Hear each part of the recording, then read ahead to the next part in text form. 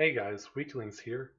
Today I'm going to be showing you a replay I recently had with a very few but very major mistakes which ultimately cost me the game in the end. So I'm going to go skip through most of the replay, head to those things that I did well, things that I did poorly, and what cost me the game. So let's begin. First I will head to the very first thing. Very first thing we should look at. Cranvon, there are lots of mediums and lighter heavies in this game. The bottom tiers don't really count. They're bottom tier. They can't push. We have a heavy advantage. They not so much. But the tank destroyers are going to be a pain for us, perhaps. But there's especially sneaky tank destroyers, which means they'll probably sit around here or something, and we can predict that. And we see this to be true later on. Now, I'm not super sure what to do at this stage in the game, and World of Tanks often relies on you to have a very strong first position. So I lay in wait here, and I notice this AMX even 90 has isolated himself from anyone else, and I take advantage of him. He's also fired a bunch, so I can safely clip the guy. One thing that's good to note is that I'm using auto aim on this tank. The ELC even is so small, it's really good. If we pause here, we notice a little mistake. There's this object 432. If I had noticed, not clipped already, I could have saved my last shot for him. Alright, let's go on. So that was a safe trade. Very good trade. Now, I'm not sure. The map is not clear which side will push, and there's a 432 in there.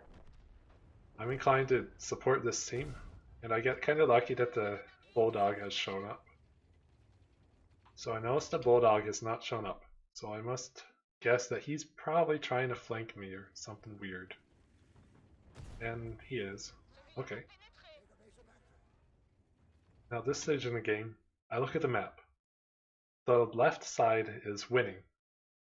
Our east side is winning, so I should be pushing. And I guess I go for a clip first. So we still see that winning trend going on. And now I have a full clip. I'm ready to push. Notice this. I'm going a little fast in replay, but the UNS has crashed, but he is in his typical camping spot. Also note that the STRV 1030 is on that flank. What this means is I have a pretty much open spot to hopefully chase this Bulldog to its death. Alright, so I get here safely as predicted, and I look for stuff, and oh look, one of their top tier tanks is AFK. You need to be careful that there aren't any tanks who are around to shoot you. So I miss one shot. Here is a bit of a mistake. I thought the STRV would be sitting, camping. He's not. He's right there. Chase after RU. But, oh, I auto aim and miss. That's kind of a bad risk. If you see something like that, like especially in artillery, make sure you hit them. Now, this is something important. This RU might think that I am reloading. So it is important for me to lead him onto this idea. So now I really am clipping. So I must stay in my allies' line of fire. And this is a critical point. I decide to run away. This Malbreaker has killed himself, and there's no one else. This is a very critical spot. And so in the end, I decide to take a chance. And watching the minimap, I noticed the Bulldog. I run. I get a bit lucky there. See that fire? Okay. Now I'm headed back home to base some weird fashion. I want to support this 140 against any tanks who are pushing. Unfortunately, he kills himself.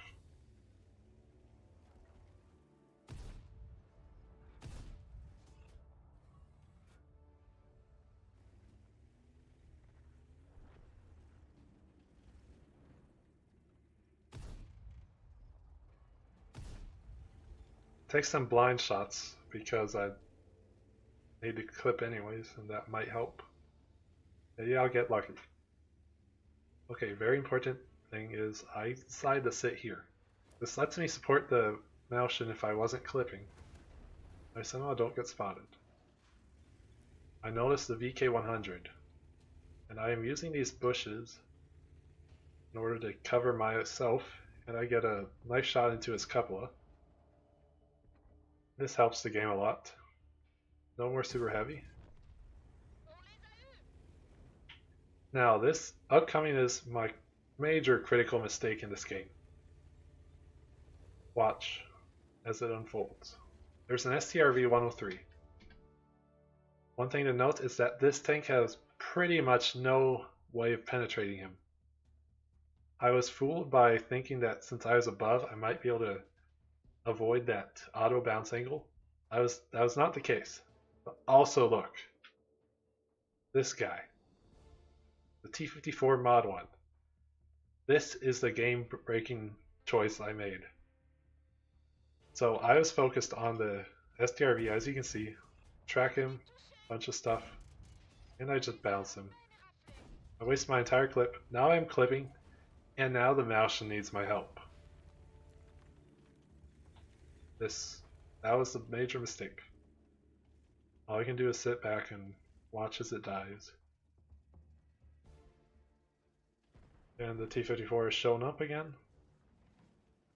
Wasted shells, as my comment says. Okay. Now this is an important step. I decide to use some hit points and run away. I get a bit lucky that the STRV has decided to push me. And now this RU thinks I'm clipping. That's his mistake. This is where it's important to not always clip. Now it's really important that I keep my distance. This is a mistake. I know the T-54 Mod 1 is chasing me, and I thought he'd be kind of slow. And I'll also head over that way. I was proven wrong. I think in hindsight, a safer way would be to limit the numbers of ways the T-54 can engage me by heading over here. That would have saved my game. Anyways. So, there's no T-54. I get a very lucky butt shot. I'm still clipping. I drive up onto the cliff. That's another mistake. I get lucky and that's the game. 6 kills, about 5k damage, and we're dead. So hopefully this will help you understand how to play the game a bit better. Thank you for watching and take care.